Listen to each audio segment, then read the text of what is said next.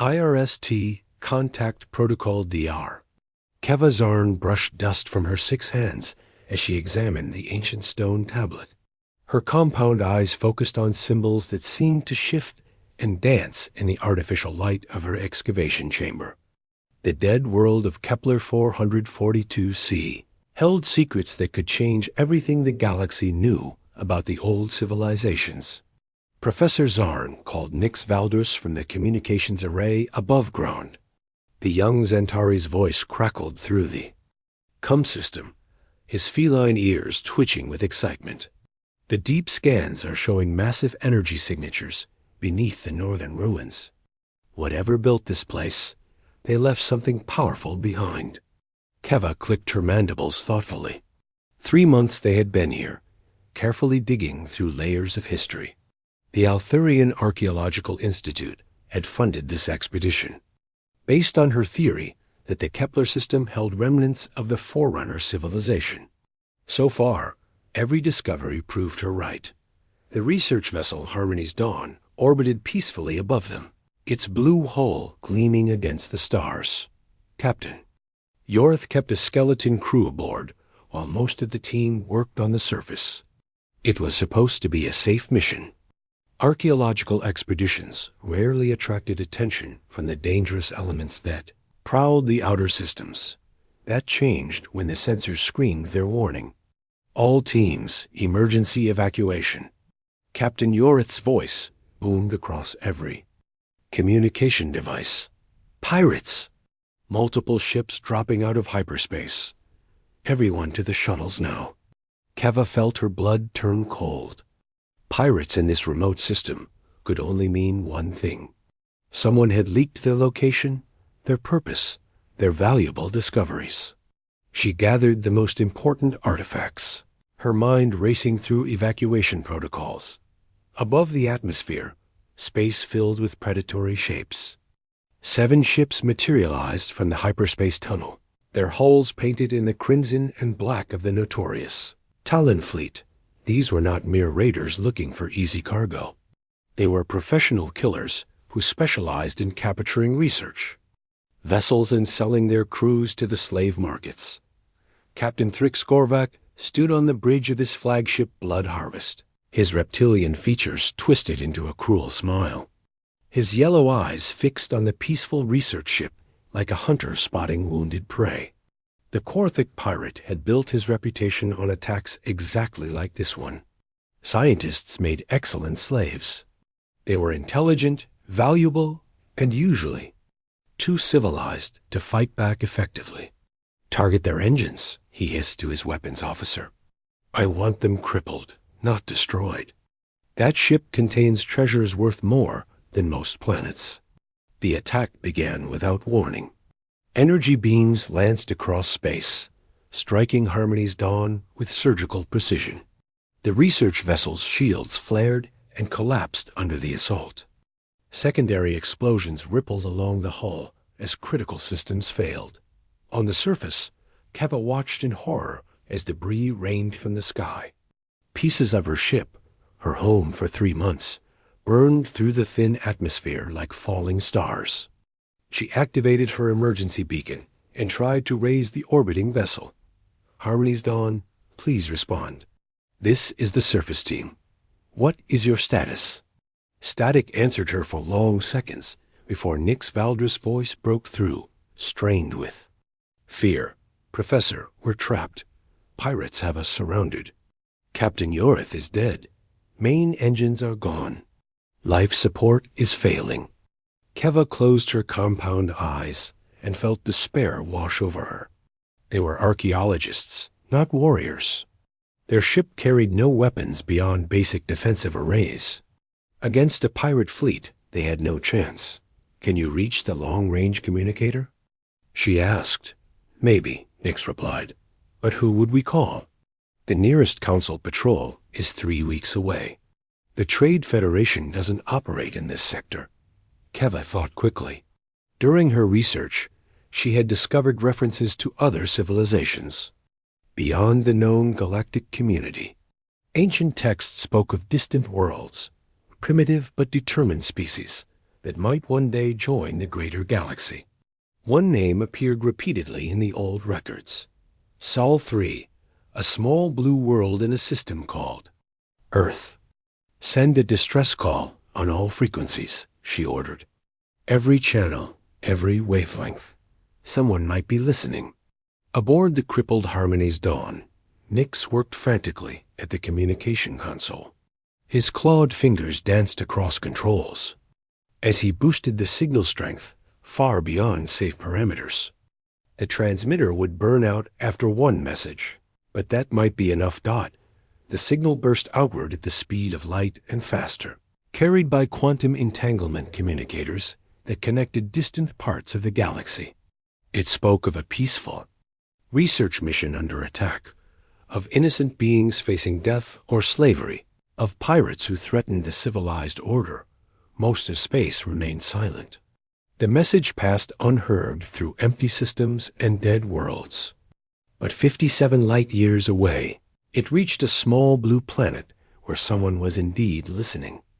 Admiral Elena Vasquez felt the deck vibrate beneath her feet as she walked through the command center of Luna Defense Station. Earth's most advanced monitoring facility hung in orbit around humanity's moon, its sensors constantly sweeping space for threats and opportunities. For 50 years, humans had been listening to galactic communications, learning languages, studying politics, preparing for the day when first contact would finally come. Admiral, called Lieutenant Sarah Kim from the communications array. We're receiving a distress signal from the Kepler system. It's not encrypted. They're broadcasting on all frequencies. Elena moved quickly to the monitoring station. She had been waiting for this moment her entire career. Earth's brightest minds had spent decades developing technology based on captured alien transmissions. They knew about the Galactic Council, the trade routes, the various species that populated known space. They also knew about the threats. Analysis, she ordered. Archaeological research vessel under attack by pirates, Sarah reported. 7 hostile ships, unknown class. The civilians are requesting assistance from anyone who can receive their signal. Elena studied the data streaming across her screens. The attack was happening in real time, broadcast live across the galaxy for anyone with the right equipment to witness. Here was humanity's chance to make a first impression that would matter. Contact the Defense Council, she said. Priority Alpha. Tell them we have a first contact scenario requiring immediate military response. The emergency session lasted exactly 12 minutes. Earth's unified government had prepared for this scenario through countless simulations and war games. The decision was unanimous. Humanity would answer the call. Admiral Vasquez made her way to Docking Bay 7, where humanity's most advanced creation waited in the shadows. The UE's Prometheus looked nothing like the elegant ships she had seen in alien transmissions. Where their vessels were smooth and artistic, the Prometheus was all angles and purpose. Every surface bristled with weapon systems, sensor arrays, and defensive measures. Captain Marcus Chon stood beside his ship, running final system checks with his crew. The veteran pilot had trained for this mission without knowing when it might come. Like everyone aboard Luna Station, he understood that humanity's introduction to galactic society would likely involve violence. The universe was not a peaceful place. Status report, Elena requested. All systems green, Marcus replied. Quantum drive is charged and ready. We can reach the Kepler system in 6 hours using the experimental tunneling technology. Elena nodded. The quantum drive was humanity's greatest secret, developed by reverse engineering alien physics principles found in intercepted transmissions. It would allow the Prometheus to cross impossible distances while the pirates were still looting their victims. Your orders are simple, she said. Protect the civilians. Make contact with the survivors. Show the galaxy what humans stand for. Marcus saluted and boarded his ship. The Prometheus carried a crew of 200, Earth's finest soldiers and scientists. They were about to become the first humans to travel beyond the Sol system, the first to meet alien civilizations face to face.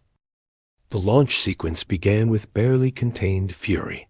Fusion engines roared to life, pushing the massive warship away from Luna's surface.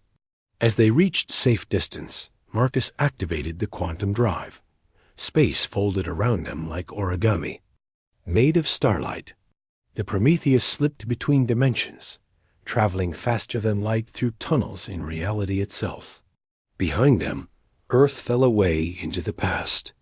Ahead lay first contact, rescue, and humanity's true introduction to the galactic community. In the Kepler system, the pirates continued their methodical destruction of Harmony's dawn. They had no idea that their actions had awakened something new in the galaxy, something that had been waiting, watching, and preparing for exactly this moment. The children of Earth were coming to war. Deathworld diplomacy. The UEC Prometheus emerged from quantum space like a predator stepping from shadows.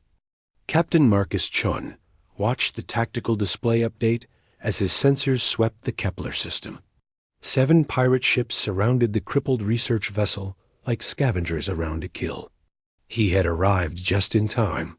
Full stealth mode, he ordered. I want to see what we're dealing with before they know we're here. The human warship vanished from conventional sensors, hidden behind advanced technology that bent light and energy around its hull. For 50 years, Earth scientists had studied alien physics through intercepted communications. They had learned to surpass their teachers. On the bridge of Blood Harvest, Captain Thrix Gorvak supervised the boarding of Harmony's Dawn.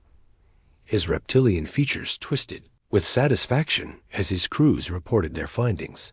The research vessel carried treasures beyond imagination, ancient artifacts, data crystals containing archaeological secrets, and 37 prisoners who would fetch high prices on the slave markets. The insect female claims to be some kind of professor, reported his boarding team leader.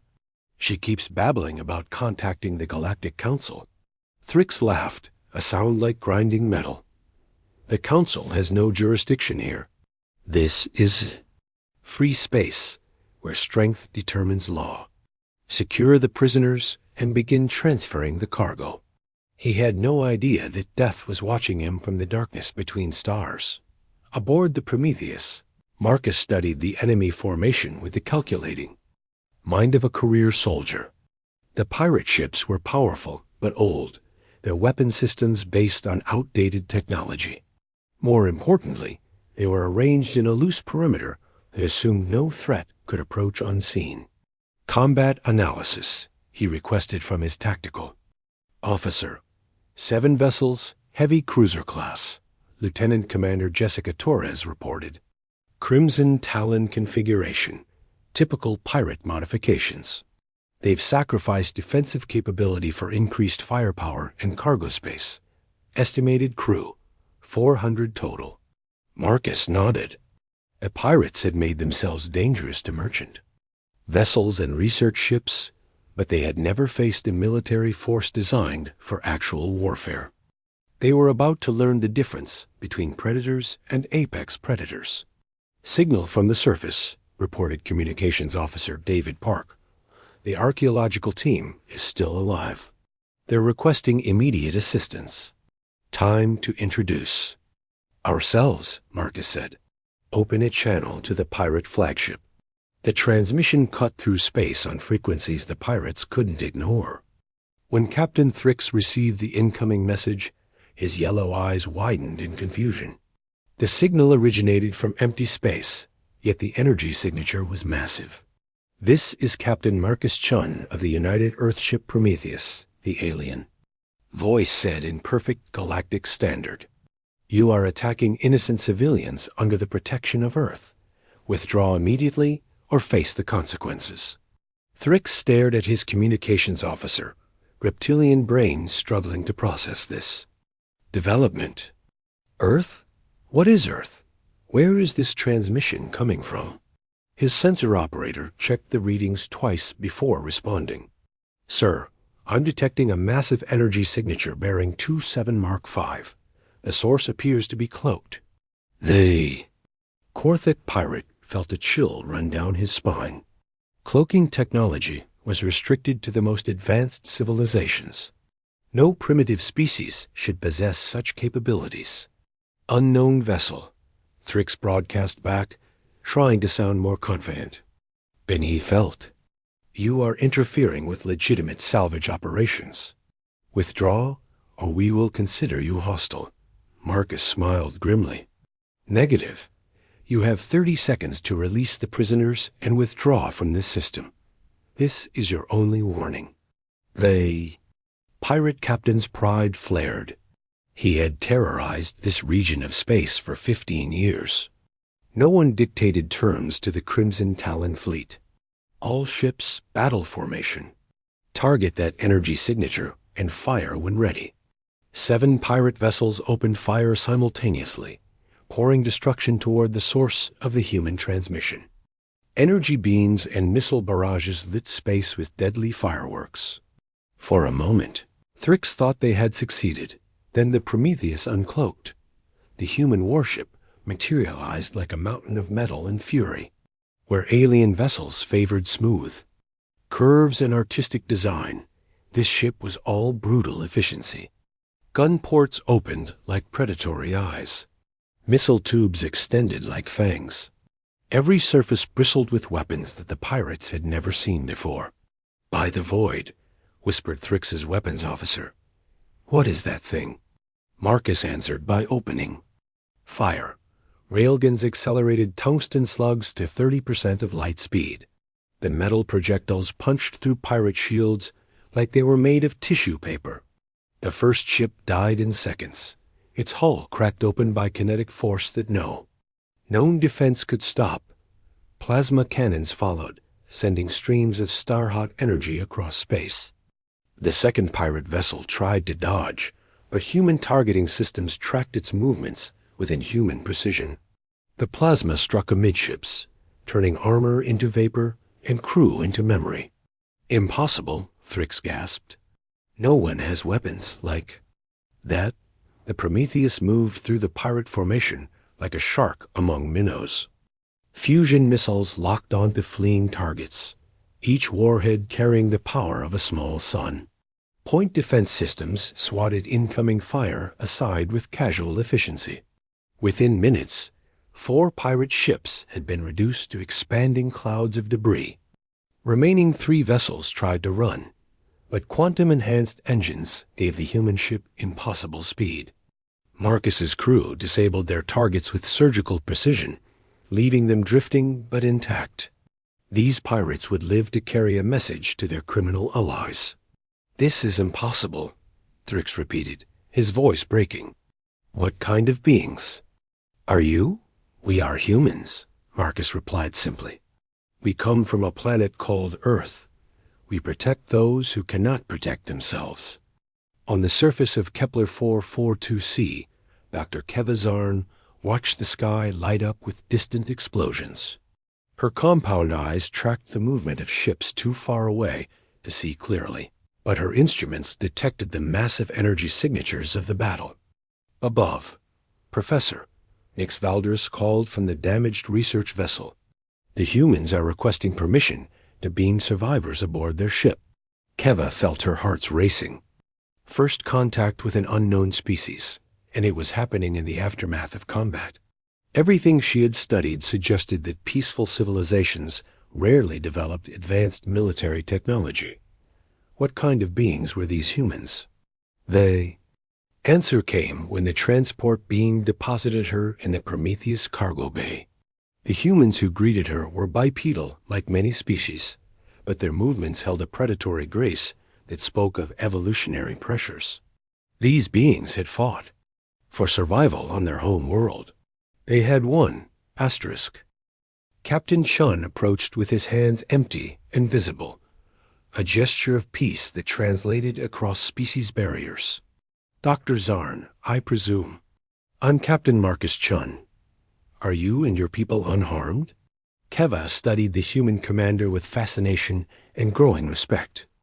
His species showed clear adaptations for warfare: forward-facing eyes for tracking prey, sturdy build for physical combat, and most telling of all, the calm confidence of apex predators who feared nothing.